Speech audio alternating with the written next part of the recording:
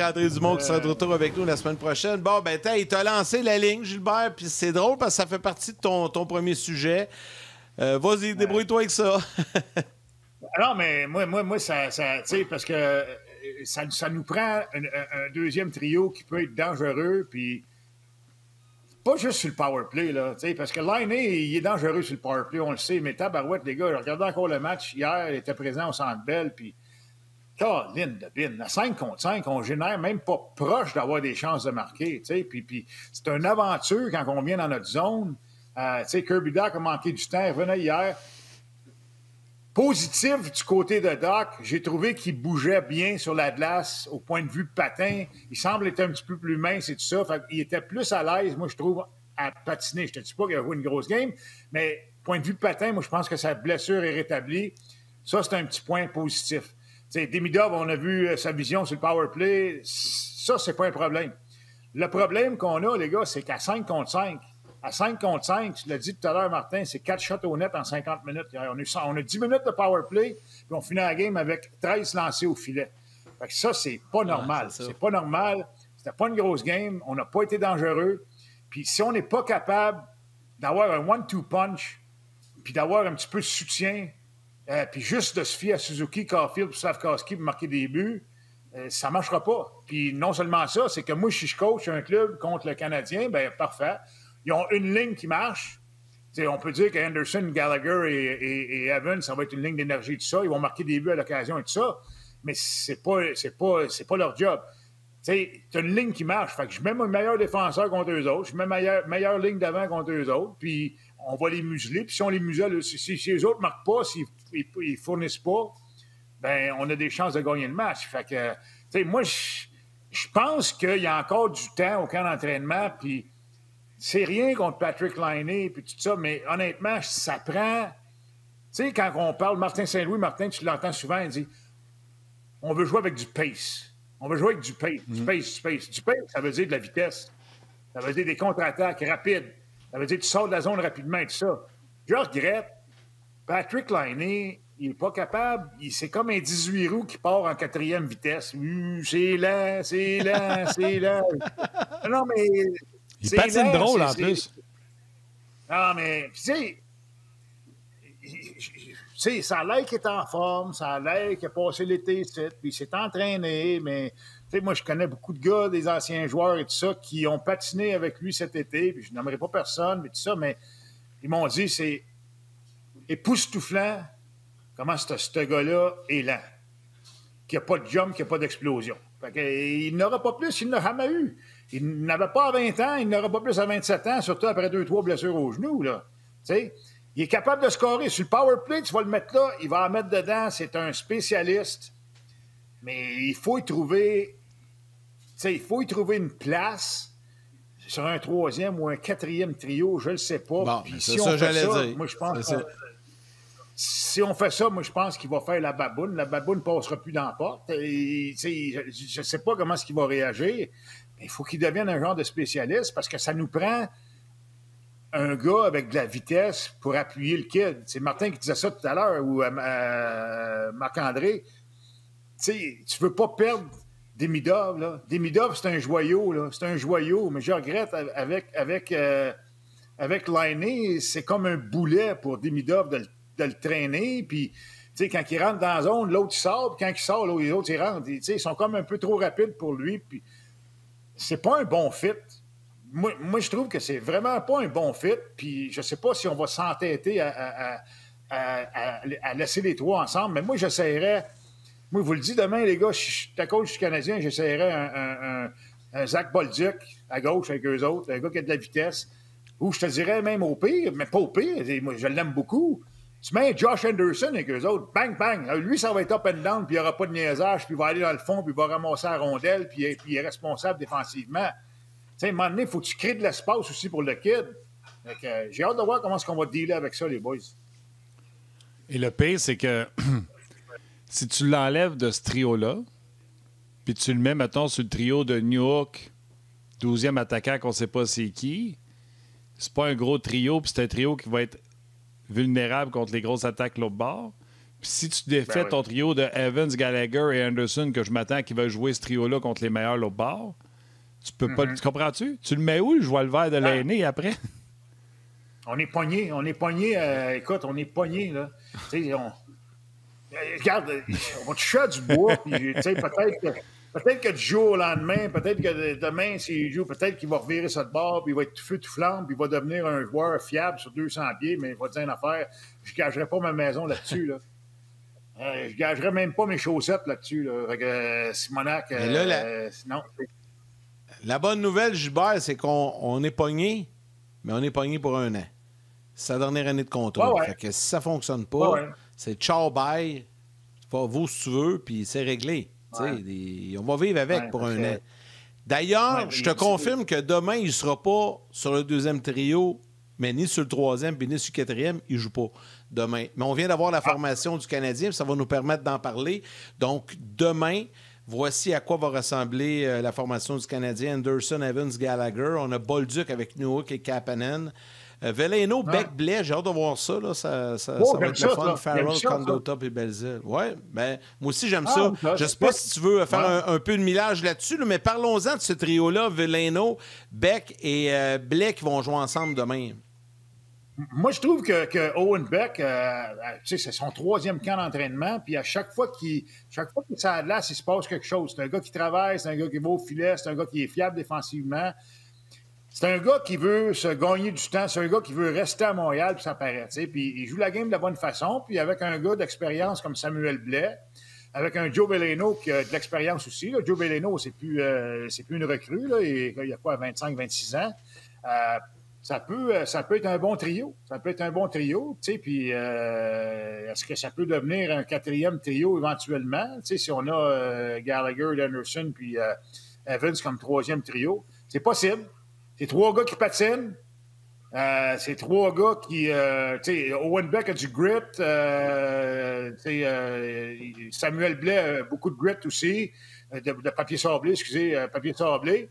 Puis Joe Veleno un peu moins, mais en même temps, c'est un gars qui a des bonnes mains. Puis j'ai trouvé qu'il avait joué une pas pire game sa première partie. Fait que j'ai hâte de voir comment ça va se dérouler, mais j'aime le line-up. J'aime ça. Puis on voit Jacky avec Carrier. Moi, je pense que ça va être une paire. Struble avec Hudson, ça ne sera pas une paire, mais en même temps, c'est correct. On a 4 défenseurs qui vont être avec le Canadien cette année. Fait que, on a un line-up pas pire, puis il faut juste se présenter et travailler, les gars. Ça donne une chance. De toute façon, si Goulet est blessé, Gilbert, ça risque d'être une paire parce que moi, je ne monterais pas Jacky pour jouer avec Hudson. J'aimerais mieux mettre Struble avec Hudson. Non. Fait que ça pourrait être une paire si jamais Goulet est blessé du côté gauche. Oui, mais en espérant que ça soit juste on parle peut-être d'une blessure à l'aine, puis ça, c'est commun dans un camp d'entraînement. Les gars se tirent l'aine parce que ils ont patiné l'été, mais c'est pas tout à fait la même chose que des games et tout ça. En espérant que ça soit pas grave. Puis Dobson, la même chose, là, parce qu'on a besoin de tout le monde. Là. On n'est pas un club assez profond, puis on en parlait tout à l'heure, pour perdre 2 défenseurs réguliers, puis ça y est de compétitionner. Là. Non. C'est sûr. Là, on va être dans le trouble. Mais c'est quoi? C'est tout le monde. Regarde, les Panthers de la Floride ont perdu Matthew Tkachuk. Ils vont être corrects. Ils vont survivre jusqu'aux séries. Bang, hier à l'entraînement, tombe tout seul Barkov, leur capitaine, qui, selon moi, est le meilleur joueur de cette équipe-là. Fini pour l'année, blessure au genou, un peu comme Kirby Dach après 2 matchs. On ne pense pas qu'il pourrait revenir avant. Puis s'il revenait, ce serait pour les séries éliminatoires.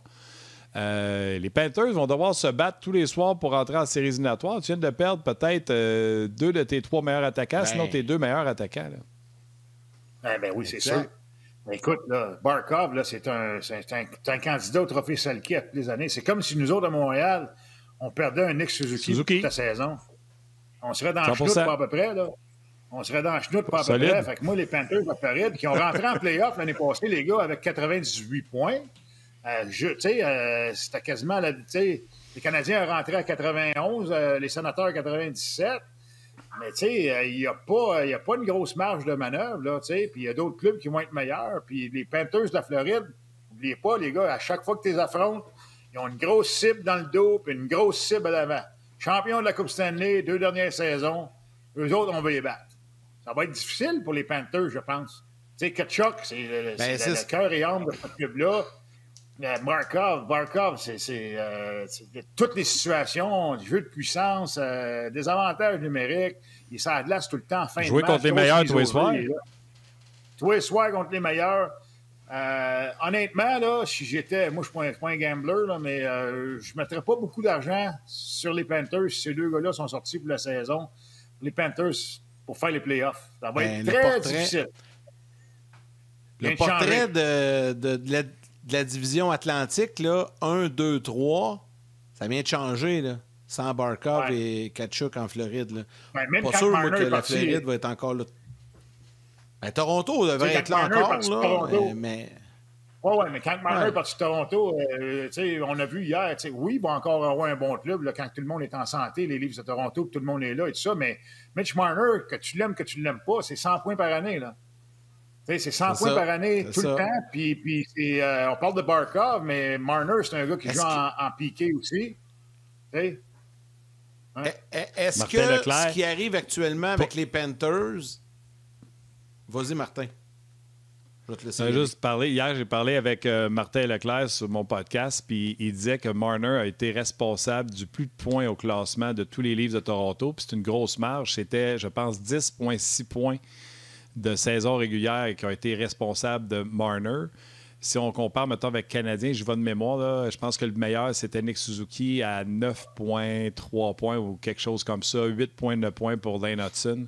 Puis chez les Leafs aussi, là, les prochains sont en 9 points responsables. Fait que c'est près de 11 points directement liés à la perte de Marner. Donc, Gilbert a raison. La perte de Marner pour les Leafs les change de place au classement. Là. Ben oui, parce que tu parles de 10 points au classement pour Marner. Là. Ils ont fini à quoi? 110 l'année passée? Ça tombe à 100. Là. T'es à 100, t'es pas premier dans l'Atlantique. T'es troisième peut-être. Fait que pas pareil. Il va encore un bon club. Là. Yes. Il y a un bon club. Puis ils ont Matthews puis tout ça. Il y a un bon club. Mais je pense qu'on a sous-estimé Mitch Marner. C'est tout un joueur de hockey, Mitch Marner. Il y en a qui ne l'aiment pas, je comprends. Là, c'est pas votre style de joueur, whatever. Mais sur 82 games, là, Mitch Marner, là, je le prendrais dans mon club. Moi. Ah, c'est clair, moi aussi. Mais ça, c'est là que je voulais aller avec mes questions. Puis elle s'adresse aux deux. Avec Marner qui n'est plus à Toronto, Barkov, Tkachuk en Floride, ça risque de changer le portrait. Ça, est-ce que si le Canadien reste en santé, est-ce que ça ouvre la porte aux Canadiens à pas seulement se battre pour le 8e rang, à peut-être entrer dans la danse du top 3? Je ne suis pas en train de dire qu'ils vont finir 1, 2, 3, mais est-ce que ça peut ouvrir la porte aux Canadiens? Ça peut les aider. C'est certain que ça ouvre. Moi, je pense que ça ouvre la porte, certain. Les Leafs vont être... moi, je pense que les Leafs vont être moins bons. Les Panthers, avec les blessés, ça va être difficile.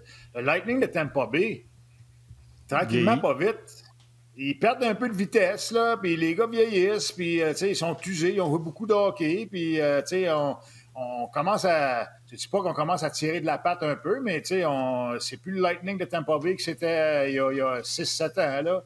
Fait que...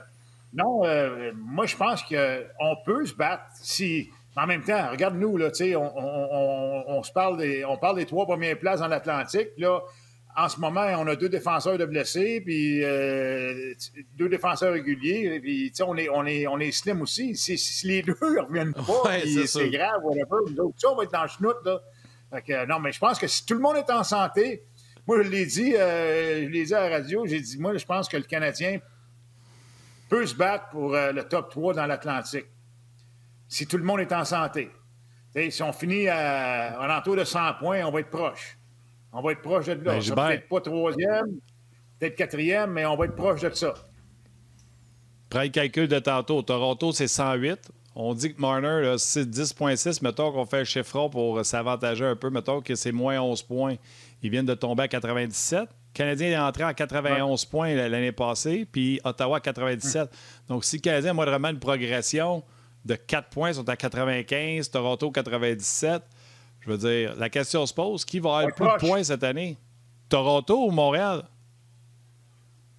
Ça va être proche. Je vous le dis, ça va être proche. On va avoir des réponses. Toronto, là, il y a un beau système de 2 gardiens. Stollard, je l'aime beaucoup, pour vrai. Mais il est en négociation de contrat, il n'est pas content, il n'est pas signé.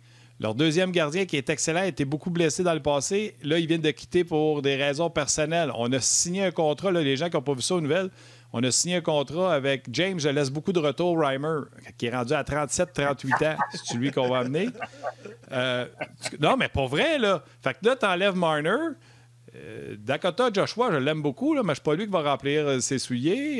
Fait qu'on amène une identité un petit peu plus de papier sablé avec les Leafs, mais ça va-tu se résumer en 100 points cette année?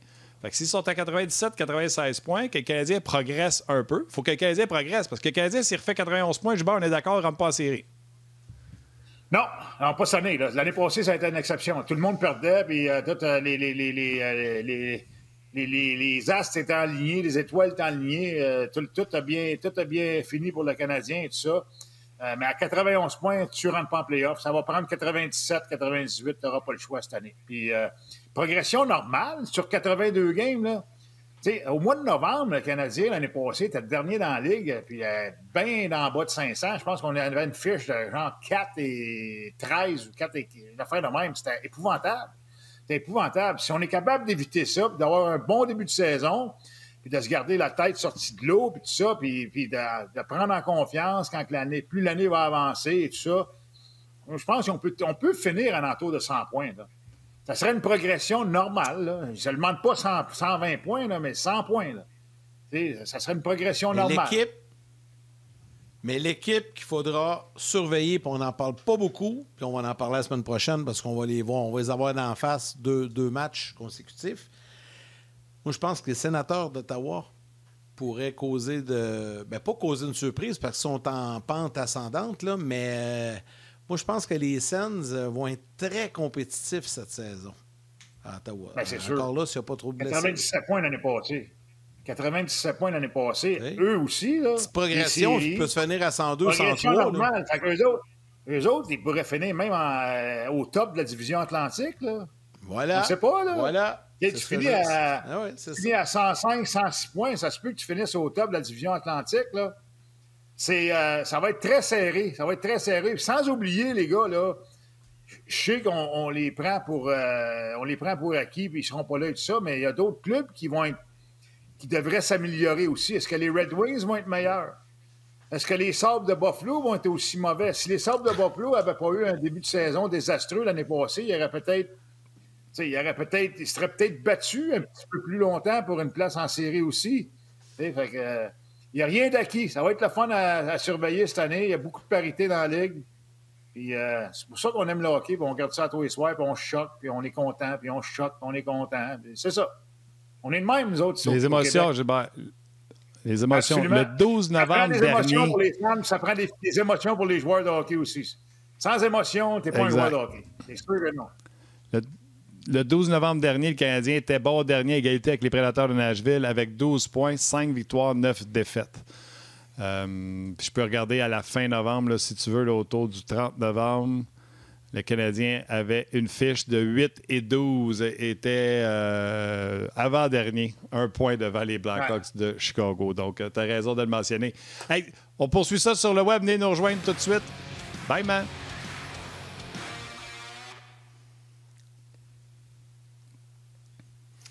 Fait que, 8 et 12 l'an passé à la fin novembre, avant le 1er décembre. Puis au fait, dis-nous donc au fait, mais ça, au fait, le Canadien n'était pas trop dans le haut du classement. Là, ça allait pas super bien là, juste avant Noël, mettons, là, genre 23-24 décembre. Je te donne ça tout de suite, mon petit pou. Au 24 décembre, à Noël, le Canadien était rendu 26e, 14-17, 3 matchs sur 500. Ouais, il a parti avec une belle run là, dans le temps des fêtes. Il a gagné des matchs en Floride. Il a gagné un match à Colorado. Quand Dobèche est arrivé. Inattendu. Ils ont gagné 5 en ligne. Puis là, ça a parti. Là, puis c'est ça. C'est ça, exactement. Hey, c'est fou. Exactement. Le Canadien était, si je calcule bien, le Canadien était 11 points derrière les Bruins de Boston. Puis les Bruins ont fini par glisser puis sortir des séries éliminatoires. Absolument. Non. Pour ça, mais tu sais, si on est capable d'éviter ça en début de saison, Martin, là, des 5 défaites en ligne, puis des 6 défaites en ligne, puis des dégelés de 9-2, puis des affaires de même, là, puis de se tenir un petit peu en haut de 500 tout le temps, toute l'année. Tu sais, quand on jouait, en tout cas, c'est partout pareil. Partout où j'ai joué, on faisait des segments de 10 matchs. Tu sais, le coach, sur le tableau, c'est un segment de 10 matchs. Puis, tu sais, si tu gagnes toujours ton segment de 10 matchs, mettons, tu finis, c'est pas moi, tu finis 3 games en haut de 500 pour le segment de 10 matchs. Mais rendu à bout de l'année, là, après 8 segments de 10 matchs, tu as fini en haut de 500, en haut de 500, en haut de 500, tout le temps, 3-4 games. Tu es rendu 24 games en haut de 500, fait que tu vas avoir 100 points dans le classement, 102, 103 points. T'sais, on regardait ça comme ça. Je suis sûr que les Canadiens font la même chose. Là. Tous les clubs font la même chose. Et puis, le calendrier, des fois, est plus difficile et tout ça, mais c'est important de gagner tes segments de 10 matchs. Ça, c'est très, très, très important. Puis, si jamais tu trébuches, tu t'enfarges, mettons 5 et 5, mais là, le prochain segment, tu essaies d'être 7 et 3 pour justement essayer de gagner un petit peu de terrain. Fait que, c'est des petites bagarres, hein? C'est des petites bagarres, des petits pas de bébé. Une game à la fois, puis faut pas trop regarder loin en avant. C'est de même que tu as du succès. Moi, une affaire, j'avais entendu, les sections d'images, j'avais entendu ça. Une autre affaire, j'ai entendu, Gilbert, tu me diras si tu aurais aimé ça. Coach qui dit on est en série à partir du 8 octobre. C'est toutes des 4 de 7. Puis aussitôt qu'il gagnait un 4 de 7, mettons 4-1, il dit on recommence à 4 de 7 pour pas que les gars fassent je peux perdre 2 games, tu comprends-tu? Fait que là, il gagnait en 6, 4-2. Il faisait 4-2 dans ses 6 matchs. Parfait, on vient de repartir à 4 de 7. Tout le temps comme ça. Tu arrives à la fin, tu es plusieurs matchs au-dessus de 500, puis si tu tiens la cadence, tu es proche des séries éliminatoires où tu es dedans facilement avec ce rythme-là de c'est toujours à 4 de 7 qu'on commence. T'aimes-tu ça? Ben oui, j'aime ça certain. C'est des segments un petit peu plus courts. C'est correct. C'est correct. Moi, n'importe quoi pour. Il faut que tu aies un. Parce que la saison est longue, là, les gars. Là. La saison est longue. Puis quand tu arrives après les fêtes, là, au baseball, on dit the dog days of summer. Là. Mais au hockey, d'après moi, c'est les dog days of winter. Parce que quand tu arrives à mois de janvier, février, puis il reste encore un bon bout à la saison. Puis ça commence à être en anglais, on dit un grind. Là, fait que si tu as un but. OK, les prochains 7 matchs, on gagne au minimum 4, 5. Si tu gagnes la série de ce match en 5, 4-1 ou 4-2, mais t'es 2 games en haut de 500. On recommence un autre, t'es 2 games en haut de 500. Tu gagnes en 7, t'es 1 game en haut de 500. Fait qu'en bout de ligne, tu finis l'année, t'es 15 games en haut de 500. Fait que t'es proche de 100 points au classement.